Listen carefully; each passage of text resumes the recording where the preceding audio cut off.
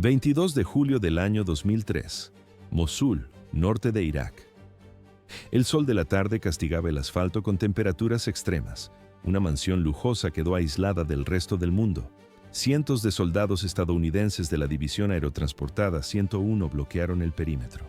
En el cielo, el sonido era ensordecedor. Helicópteros Apache volaban bajo sobre el objetivo. En los tejados vecinos, los tiradores de élite ajustaron sus miras. A primera vista, una operación de captura, pero en realidad era una sentencia de muerte. Dentro de la residencia, 3 hombres rechazaron la rendición: Uday Hussein, Qusay Hussein y el joven Mustafa Hussein. Eran el hijo, el sucesor y el nieto del dictador más temido de Oriente Medio. El combate duró 4 horas. Se dispararon miles de balas. Los casquillos calientes cubrían el suelo. Los muros reforzados no cedían ante los fusiles ligeros. El ejército cambió de estrategia. Lanzaron misiles antitanque. Los cohetes perforaron la fachada y detonaron dentro. No hubo escapatoria. Cuando el silencio finalmente descendió sobre la mansión, los 3 objetivos estaban muertos. Los príncipes del terror habían caído. Solo habían pasado 4 meses desde el colapso de Bagdad. El linaje de uno de los dictadores más brutales del siglo XX llegó a su fin entre escombros. ¿Por qué eligieron morir así? Podían intentar negociar, pero el orgullo del régimen pesaba más que la supervivencia. ¿Qué revelan sus últimos momentos sobre un sistema construido con sangre y miedo? ¿Y por qué sus muertes fueron tan diferentes a la ejecución judicial de su padre? Quédate hasta el final. Escucharás las últimas palabras de Uday Hussein por radio. Verás lo que los soldados encontraron al entrar en esa mansión ensangrentada. Antes de los hechos, un objetivo: 1 millón de suscriptores. Si buscas historias reales sobre poder, caídas y consecuencias, suscríbete ahora y deja tu marca. El imperio del terror ha terminado. Saddam. 22 de julio de 1979. Ese día, el auditorio de Bagdad se convirtió en una trampa mortal. Saddam Hussein consolidó su poder absoluto con un golpe de teatro sangriento. En pocos meses, el hombre que subió por astucia política eliminó cualquier sombra de oposición dentro del propio partido Baas. Los documentos desclasificados de la inteligencia reportan los detalles. Saddam reunió a los miembros principales en una asamblea televisada. ¿Por qué grabó su propio crimen? Parecía una locura dejar pruebas, pero el miedo a la cámara fue su mejor arma. Saddam se sentó frente al micrófono. Con frialdad mecánica, leyó una lista de nombres acusados de traición. En la grabación se ve: los hombres tiemblan al escuchar su apellido. Uno a uno, los supuestos conspiradores fueron sacados de la sala a empujones. Se escuchaban los cerrojos de las armas y los gritos ahogados en el pasillo exterior. Los que quedaron dentro, atónitos, recibieron una orden directa. Debían ejecutar a sus propios colegas. No hubo juicio. 68 hombres murieron ese día, acribillados por sus antiguos camaradas de partido. Este episodio sangriento estableció el estándar del régimen: terror absoluto, lealtad forzada y la muerte como instrumento de gestión. Los registros oficiales iraquíes, capturados por las fuerzas americanas en el año 2003, revelan la maquinaria. Saddam construyó una estructura compleja durante 2 décadas. No gobernaba solo a través de la burocracia estatal, gobernaba a través del pánico. A primera vista, un gobierno organizado, pero en realidad una red de espionaje doméstico. El miedo se institucionalizó, alimentado diariamente por la vigilancia y la represión. El Mujabbarat, el temido servicio de inteligencia, acumuló archivos sobre millones de ciudadanos. Los vecinos espiaban a los vecinos. Los parientes denunciaban a los parientes para salvarse. Esto era solo el principio del control total. Las ejecuciones públicas eran transmitidas por la televisión estatal como advertencia. La cámara registra. La multitud observa en silencio los cuerpos suspendidos. Era un espectáculo de obediencia diseñado para recordar a todos el precio de la deslealtad. Pero para el dictador, el poder no bastaba con ser absoluto. Tenía que ser hereditario. Saddam vio a sus hijos no solo como herederos biológicos, los vio como continuadores del imperio del terror que había levantado. Fueron moldeados para el mando desde la infancia. Se educaron en la lógica de la violencia y la cultura de la impunidad total. Uday Saddam Hussein al-Tikrit nació en 1964. Su juguete favorito no sería un balón, sino un arma real. Así comenzó la dinastía de sangre. Año 1964. Los archivos nacionales iraquíes guardan un registro revelador. Son las actas de la escuela Al-Mansur. En el papel se describen incidentes constantes, agresiones y sangre. Era un estudiante problemático. Las suspensiones por violencia contra compañeros y maestros eran rutina. A los 17 años, el patrón estaba definido. Uday ya mostraba ese temperamento explosivo que lo haría infame. Llevaba armas al aula, usaba su apellido como un escudo. Convertía el miedo en su única herramienta de control. ¿Era simple rebeldía juvenil? Podría parecerlo desde fuera, pero los médicos veían una patología grave. Al-Bashir, cirujano plástico de la familia, rompió el silencio en el Washington Post. Era el año 2003. Según él, Uday sufría inestabilidad psicológica desde la adolescencia. No reconocía límites morales. El concepto de ética no existía en su vocabulario. Qusay Saddam Hussein al-Tikriti, nacido en el 66, era distinto. A primera vista, la sombra tranquila de su hermano, pero en realidad una amenaza mucho mayor. Era el opuesto de Uday en temperamento, pero no en sed de sangre. Pero esto era solo una cuestión de estilo. Los informes británicos, desclasificados en el 2010, son precisos. Describen a Qusay como metódicamente cruel. Calculador. Mientras Uday buscaba los focos, el prestigio y el vicio inmediato, Qusay prefería el silencio, el control absoluto. En los organigramas del régimen, su influencia crecía sin ruido. Actuaba desde el fondo. Fortaleció su base en la Guardia Republicana Especial y los servicios de seguridad. Se convirtió en el sucesor favorito del dictador. Estos dos jóvenes crecieron entre palacios de mármol y una impunidad total. Se transformaron en los ejecutores más temidos de uno de los regímenes más brutales del siglo XX. Sus crímenes fueron tantos que incluso los viejos aliados de Saddam dudaron en defenderlos. En el horizonte ya se veían los tanques. La invasión americana del año 2003 estaba por llegar. Pondría un punto final violento a la historia de esta dinastía. 20 años. A esa edad, Uday Hussein recibió el control total del deporte nacional. Club Olímpico Iraquí, Bagdad, finales de los 80. ¿Qué significaba esto en la práctica? Parecía un simple cargo administrativo, pero para los atletas fue una condena a muerte. Los informes de Human Rights Watch, publicados en el año 2004, exponen la realidad. No había margen de error. Los atletas que fracasaban no recibían sermones. Recibían torturas.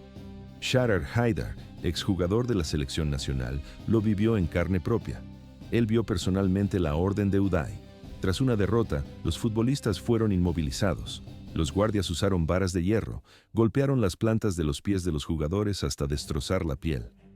El dolor era insoportable. Nadie podía caminar después de las sesiones. A primera vista, un estadio deportivo moderno, pero en realidad, un centro de detención clandestino. En una declaración al New York Times, Haidar reveló la existencia de esta prisión privada bajo las gradas. El suelo era de hormigón frío. El olor a sangre y humedad llenaba el aire. Algunos atletas entraron por esa puerta y nunca más se les vio salir. Pero esto era solo el principio. Los registros del régimen, analizados por investigadores de la ONU tras la caída de Saddam, mostraron la magnitud del horror. La depravación de Uday no tenía límites. Guardaba trofeos macabros, mantenía álbumes con fotografías de las mujeres que había secuestrado y violado. Los testigos entrevistados por la BBC en el año 2003 dieron detalles escalofriantes. Sus guardaespaldas patrullaban las calles de Bagdad. No pedían permiso. Simplemente subían a las mujeres a los coches a la fuerza y las llevaban ante él. El miedo en la capital era absoluto. Un incidente en el año 1988 definió la relación entre padre e hijo. Ocurrió durante una fiesta en el Palacio Presidencial. La música sonaba y el alcohol corría sin control. Uday, completamente ebrio, fijó su objetivo en Kamel Hanna Yegel. Yegel no era un cualquiera, era el asistente personal de Saddam y su probador de comida. Pero había cometido un error fatal. Había presentado a Saddam a su segunda mujer. Esto enfureció a la madre de Uday. La confrontación fue pública. En medio de cientos de invitados, Uday no usó palabras. Usó un bastón eléctrico.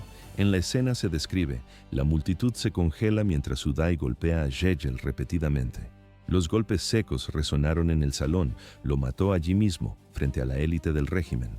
El informe de la policía secreta iraquí, descubierto en el año 2003, documenta las consecuencias. Saddam estaba furioso por la humillación pública. Ordenó el exilio de Uday a Suiza. Fue un castigo dorado. El dictador no podía abandonar a su primogénito. La sangre pesaba más que el crimen. Pasaron pocos meses. Uday regresó a Bagdad y su reinado de terror continuó sin pausa. Pero los enemigos se acumulaban. Diciembre del año 1996. Archivos del Hospital de Bagdad. La policía registra un ataque que cambiaría al príncipe para siempre. Uday conducía su coche deportivo por el barrio de Al-Mansur. De repente, el estruendo de armas automáticas. Tiradores desconocidos abrieron fuego contra el vehículo. Probablemente eran familiares de sus víctimas buscando venganza. Las balas perforaron la carrocería y el cristal. Uday recibió 8 impactos de bala. La sangre manchó la tapicería de cuero. Sobrevivió de milagro, pero el daño fue irreversible. Una bala se alojó cerca de su columna vertebral. Quedó lisiado de forma permanente. Desde entonces, necesitó un bastón para caminar. Los doctores notaron el cambio inmediato. Su personalidad se volvió aún más errática tras el atentado. El dolor físico era constante. Su ex conductor, Ali Abbas, reportó a la cadena CNN los detalles de su rutina. Uday vivía drogado con analgésicos potentes. Consumía pastillas como si fueran dulces. Pero los fármacos solo empeoraron su estado mental. La paranoia se disparó. La violencia se volvió aleatoria. Uday veía traición en cada sombra, en cada rostro. Ya no era el heredero indiscutible. En ese momento, Qusay, el hermano menor, salió de las sombras. 1995. Mientras Uday acaparaba los titulares con sus excesos públicos, Qusay construía su imperio en silencio. Qusay era el verdadero heredero de las sombras. Los documentos de la Guardia Republicana Especial, capturados tras la invasión del año 2003, revelan la historia. No fue un ascenso rápido. Fue una escalada metódica a través de la jerarquía militar. Saddam lo nombró comandante de la Guardia. No era un puesto honorífico. Era la unidad de élite responsable de proteger el núcleo del régimen y aplastar cualquier disidencia. ¿Por qué los servicios de inteligencia le temían más a él que a su hermano? Uday era ruido y furia. Pero la estabilidad de Qusay lo hacía letal. Reportes de la inteligencia americana, desclasificados en el año 2008, lo describen con precisión clínica, brutalmente eficiente, sin la inestabilidad mental de su hermano, pero con la misma crueldad. Los archivos de la Mujabarat exponen su papel clave en la represión del levantamiento chiita del 91. Ocurrió justo después de la Guerra del Golfo. Los chiitas se rebelaron en el sur de Irak, esperaban el apoyo americano, miraban al cielo buscando aviones aliados, pero la ayuda nunca llegó. Qusay no tuvo piedad. Comandó personalmente la represalia sobre el terreno. Las estimaciones de la ONU ponen cifras al horror. Entre 30.000 y 60.000 civiles fueron masacrados. Qusay no gritaba ni amenazaba como Uday. Así lo declaró Wafik al-Samarrai, el ex jefe de la inteligencia militar iraquí que desertó en el 94. Lo dijo claro en una entrevista con Al Jazeera. Qusay simplemente daba órdenes frías. Firmaba sentencias de ejecución masiva sin que le temblara el pulso. A primera vista, un burócrata tranquilo, pero en realidad un asesino que veía a los humanos como problemas técnicos a eliminar. Un documento particularmente perturbador apareció en los archivos del Palacio Presidencial. Data del año 1998. Al pie de la página, la firma de Qusay. Autorizaba la ejecución de 122 prisioneros políticos. Todo sucedió en una sola noche. La justificación oficial fue breve: medidas de seguridad preventivas. En la grabación de los hechos se intuye el método: silencio, eficiencia y muerte. Pero esto era solo el principio. Uday se volvió cada vez más inestable e incapacitado tras el atentado que sufrió en el 96. Saddam tomó una decisión pragmática. Favoreció claramente a Qusay como su sucesor. En el año 2000, el dictador dio el paso final. Nombró a Qusay para el comando regional del partido Ba'ath. Consolidó su control total sobre la maquinaria de represión del Estado. Ahora surge la duda final. ¿Cómo reaccionarían estos dos hombres ante el abismo? Uno, un psicópata impulsivo. El otro, un verdugo calculador. Su mundo estaba a punto de colapsar en el año 2003, y en medio de ellos estaba Mustafa, el hijo adolescente de Qusay, un chico criado en un ambiente de violencia absoluta y poder ilimitado. El destino ya estaba marcado para los tres. 20 de marzo del año 2003. El reloj marcaba el inicio de la operación Conmoción y Pavor. Los cielos de Bagdad se encendieron. Cientos de misiles Tomahawk impactaron contra los palacios gubernamentales. El suelo temblaba. Las sirenas antiaéreas aullaban sin descanso. En los registros del Mando Central de los Emiratos quedó escrita la sentencia. La invasión había comenzado. ¿Por qué el régimen se desplomó tan rápido? Los analistas predecían una resistencia feroz, pero la estructura de mando se disolvió en solo 3 semanas. Los periódicos de la Guardia Republicana, recuperados más tarde entre los escombros, contaban la verdad. El pánico era absoluto. Las unidades militares se rendían o desertaban. El imperio del terror había caído. A primera vista parecía una retirada táctica, pero en realidad era una fuga desesperada. La pregunta clave seguía en el aire: ¿dónde estaban los Hussein? Los informes de inteligencia, desclasificados tiempo después por el Pentágono, reconstruyeron los hechos. Uday y Qusay tomaron una decisión crítica poco después de las primeras explosiones. Se separaron de su padre. Saddam huyó hacia el oeste. Se ocultó en Tikrit, su ciudad natal, bajo tierra. Sus hijos eligieron otro camino. No se fueron con las manos vacías. Llevaban maletas llenas de dólares y oro. Viajaban en coches blindados con armamento pesado. Confiaban en una red de leales comprados con dinero sucio. En las imágenes de vigilancia se observan convoyes civiles saliendo a toda velocidad hacia el norte. La inteligencia americana interceptó las comunicaciones. Finalmente tenían una pista sólida.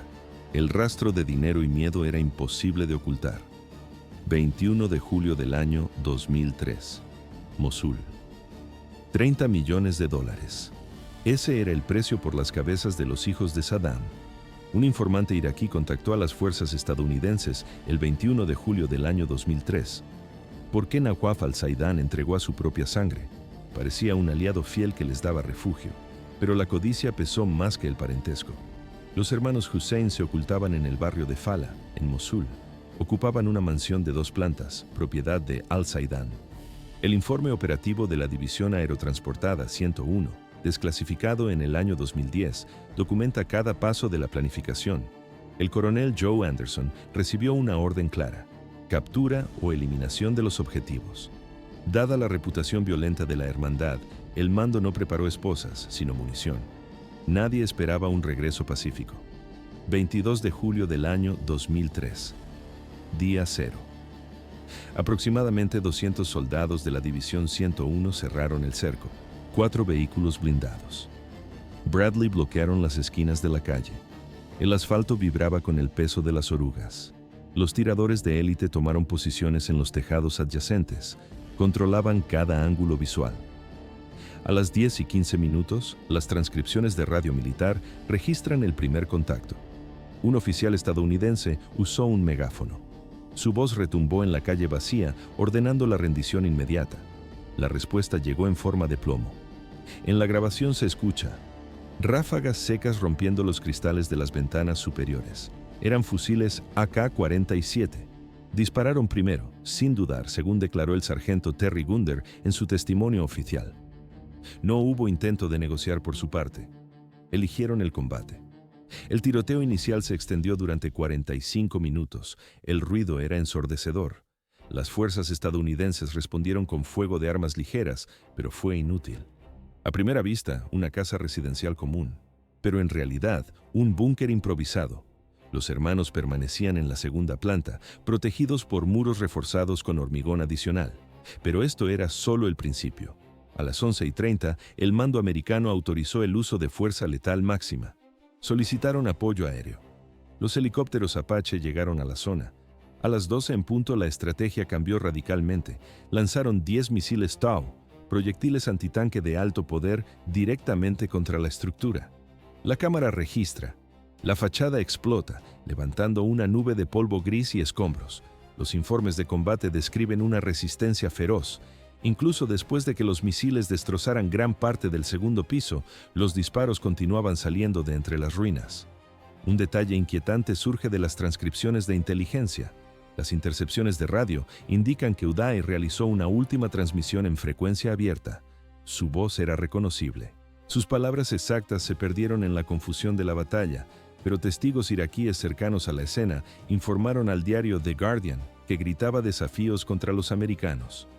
No peleaban solos. Mustafa Hussein, de apenas 14 años, estaba armado. Disparaba junto a su padre y su tío. Los registros médicos posteriores confirmarían el hecho. El adolescente murió aferrando una pistola automática. A las 3:30 de la tarde, tras casi 4 horas de combate, el silencio cayó finalmente sobre la mansión. Solo se oía el crepitar del fuego. Los soldados estadounidenses avanzaron con cuidado entre los escombros humeantes. Subieron al segundo piso. Allí encontraron 4 cuerpos. El informe oficial de autopsia fue realizado por médicos forenses militares y revisado luego por patólogos iraquíes. Los hallazgos sobre Uday Hussein fueron concluyentes.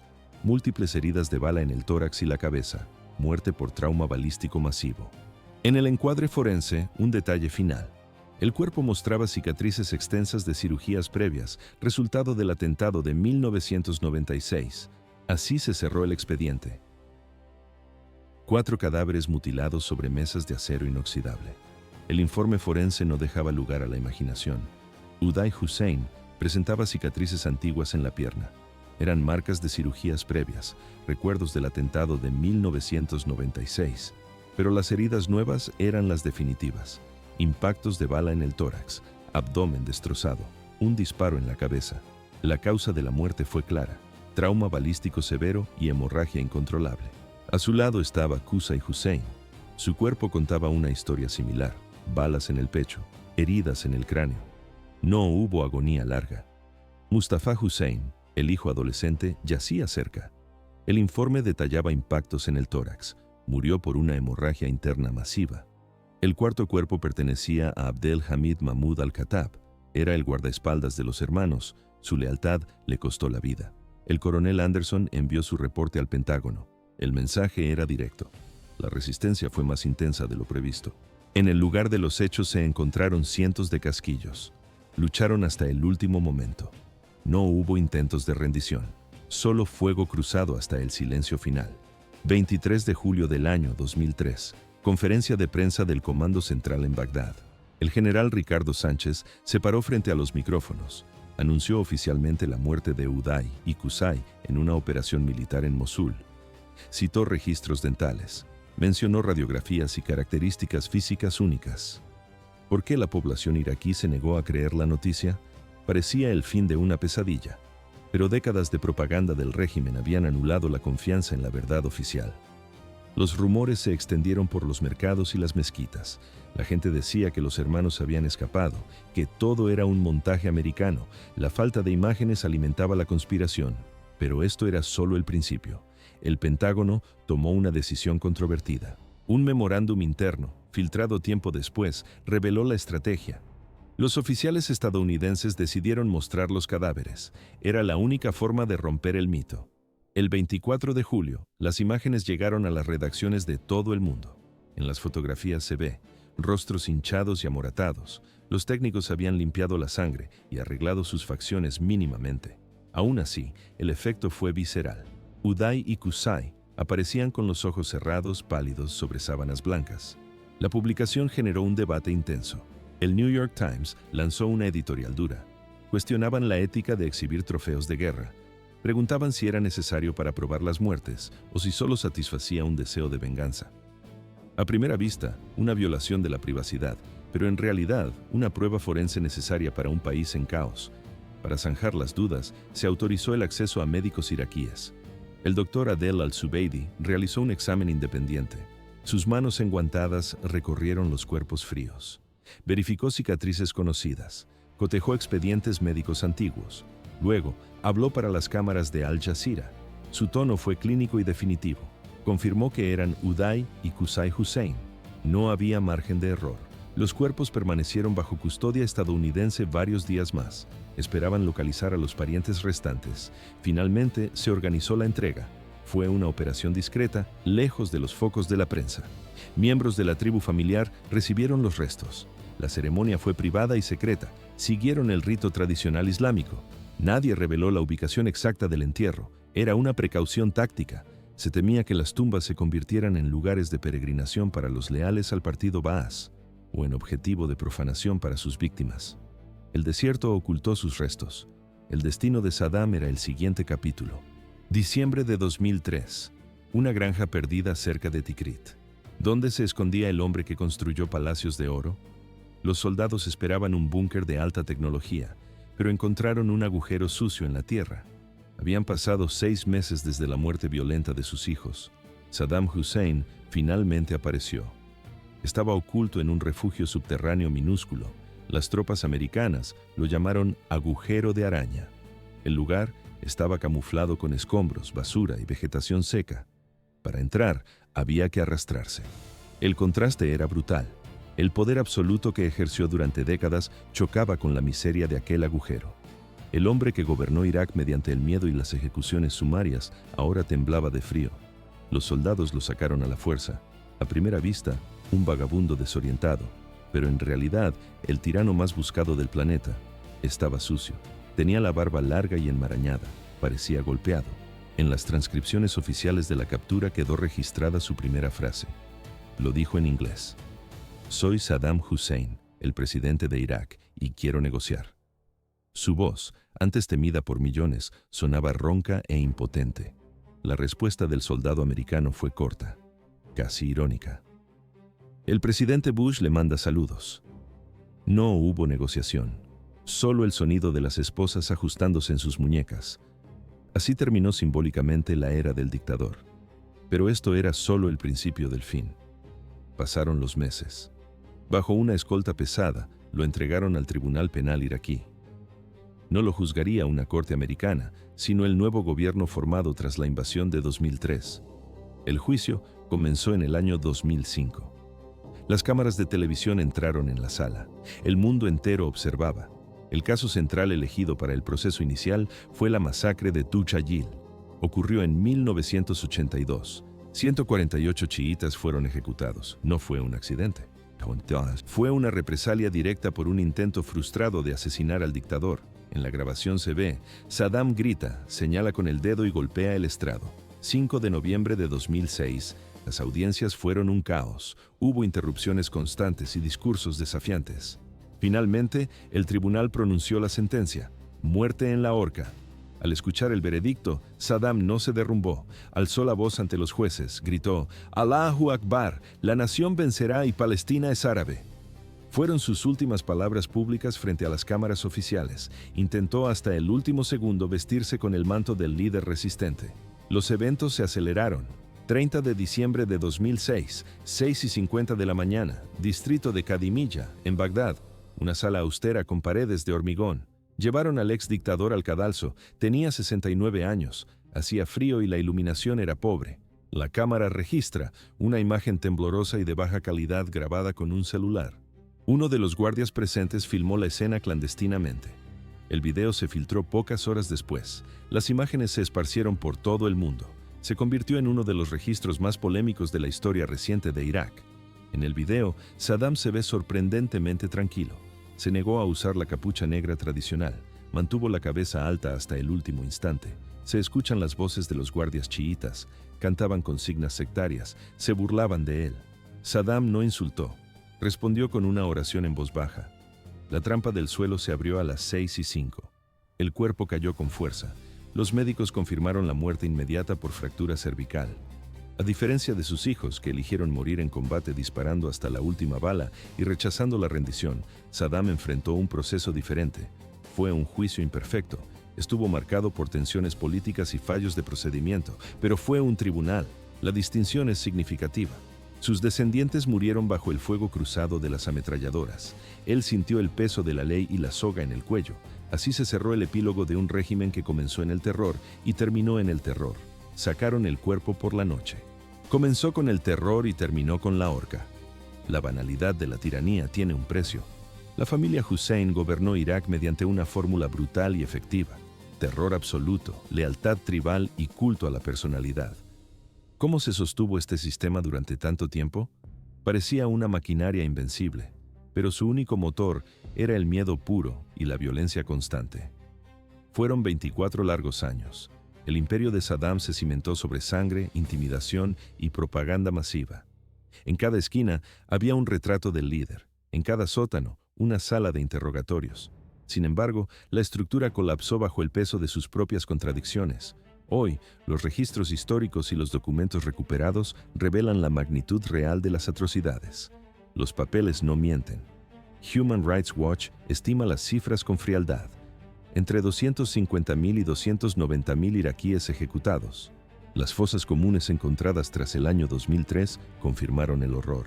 Cuerpos apilados sin nombre. En las imágenes de archivo se ve calles cubiertas de cadáveres inmóviles. Fue el ataque químico contra la ciudad kurda de Halabja en 1988. 5.000 personas exterminadas en un solo día. Hombres, mujeres y niños cayeron donde estaban. Este crimen simboliza la crueldad fría y calculada del régimen. Pero esto era solo el principio del desastre. La invasión de Kuwait en 1990 costó decenas de miles de vidas. El país se hundió en un aislamiento devastador. Bloqueos, escasez, miseria. A lo largo de las guerras provocadas por Saddam, más de 1 millón de seres humanos perdieron la vida. Fueron víctimas directas de las bombas o indirectas de la hambruna. Todo por la ambición y la paranoia de un solo hombre.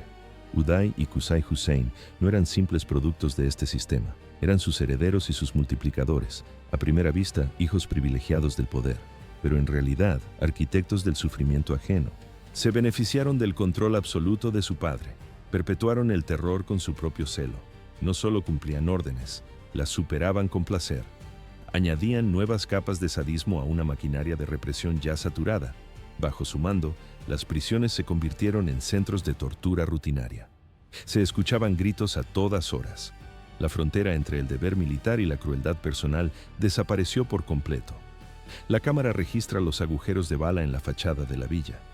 La decisión de los hermanos de luchar hasta la muerte dice mucho de su psicología.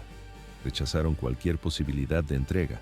Vivieron una vida entera sin conocer límites.